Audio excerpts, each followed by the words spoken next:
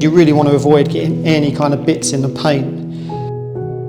Throughout the painting process, it doesn't matter so much, but when you're doing the very last coat, you really want to avoid it, because if you get any bits in the paint, they're going to like stick to the surface, and then you're going to want to like remove them, which means you might end up having to do another layer to get the final flat finish again. You also want to use a very like fine finish roller. If you get one that's like too fluffy, then you're going to end up with too much texture. You want to avoid using a brush, and you want to just try and use a roller for the whole process, because you don't then have a mixture of like brush texture and roller texture. So anywhere you can, you want to prepare it in a way that you don't have to use a brush, and then you get like an even, consistent finish throughout. I've already painted these a couple of times with the colour. So this last coat is really just to make it completely solid and then just get the nice even finish that I want. So up till now I've been putting the coats on in a similar way, but it hasn't been so important for the finish. But now, this being the last coat, this is the one that I wanted to make as good as possible, because this is going to be the last coat of paint.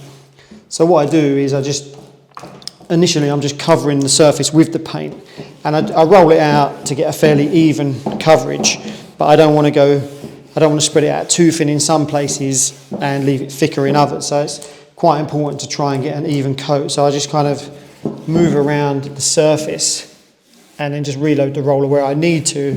But then as I'm rolling it out, I can start to see that the coverage is fairly even. And I kind of go in all directions at this stage.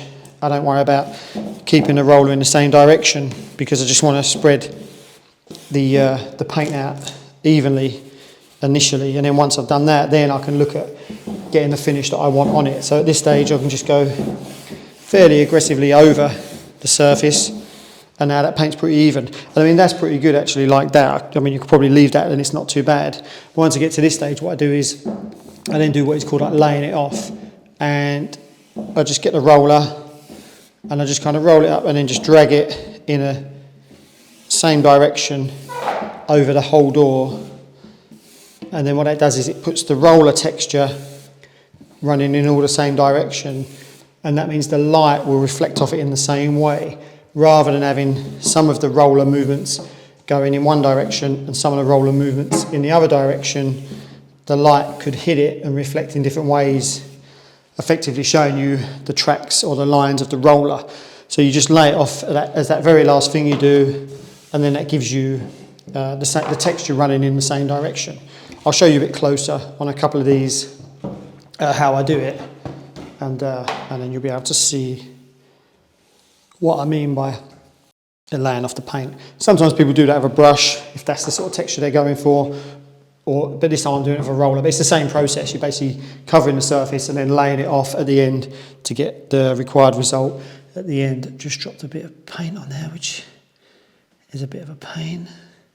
So let's smudge that, but then I can just go back over it and drag the roller in the same way, and that's it, problem solved. I'll move the camera around and show you a bit closer how I do that.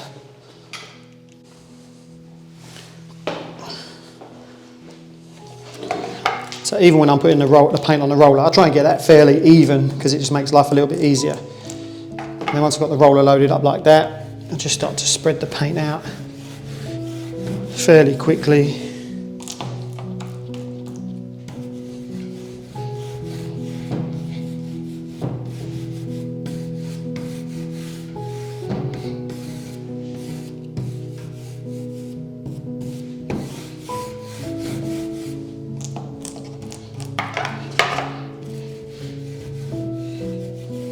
You can see that it looks a little bit heavier here than here. Then I just sort of tackle that by spreading the paint out a little bit more before I lay it off.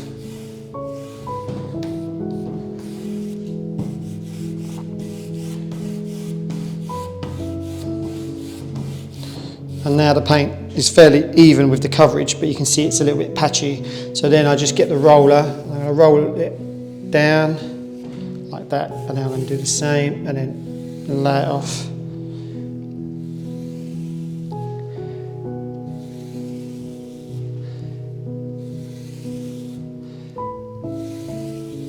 The paint on there is actually a little bit heavier. So I'm just going to go over that again a little bit more gentle, just to get rid of that roller texture. I mean, I'm not putting any weight on the roller at all. I mean, I'm literally just dragging it across, and it just does the work for you. So then there's no sort of smudging. I'm literally just holding it and letting it run down the door,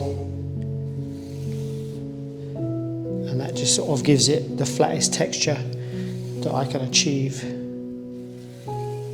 The preparation is a big deal. Like, you have to do a good job of that, a little bit of sanding down. So earlier on in the series I did that. So when I first start, before I put the undercoat on, like the first layer, I do a little bit of sanding down on the surface, just because the material of kitchens is often a bit reflective and a little bit shiny, and the paint won't really stick to it very well. I mean, it's not the best surface for paint to stick to anyway, but by sanding it down a little bit, you just improve the ability of the paint to stick. So you give it you're not really sanding it down, you're just literally like wiping it with a bit of very light sandpaper. And then by doing that, it just gives it a little bit of a key, what they call a key for the paint to stick to. So you give it a little wipe over with a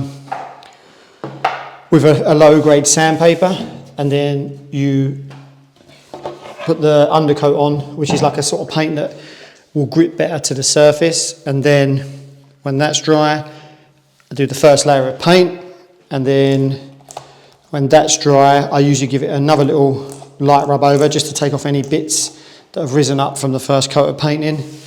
And then you do the second layer, and then give it maybe like one last little check over, make sure there's no bits stuck on it, or just make sure it's looking good, and then do the very last layer.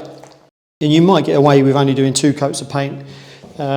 These ones possibly would have been good enough with 2 coats of paint, but I just wanted to put in that little bit of extra effort and get that little bit of extra quality of finish. And seeing as the hard work's done, the last coat really doesn't take that long, so I feel like it was worth putting the time in just to get the finish to be a little bit better by doing that third and final coat of paint. But that's really it. If you really want to see it from the beginning, and you haven't already, then the videos in this series do show that process from the beginning, when I was removing the doors, removing the hinges, and doing the sanding and the base coats. But in this video, this is just the very final layer. But it's just to show you a bit of an idea of how you can paint, if you want to paint to a little bit of a finer finish on something like a kitchen or some wardrobes, or a piece of furniture or something, and how you can achieve it at home without like buying expensive spraying equipment and stuff like that. You can just do it with a small roller and a little bit of attention to detail. I keep finding bits that are blown on, well, not blown on, there's no wind, but I keep finding bits that have found themselves onto the freshly painted surface. But that's it, that's how it is. Those 4 done. I'm going to do these 3, then I've got a bunch over here that I need to do, and I'm going to carry on painting those and getting the last coat of paint on.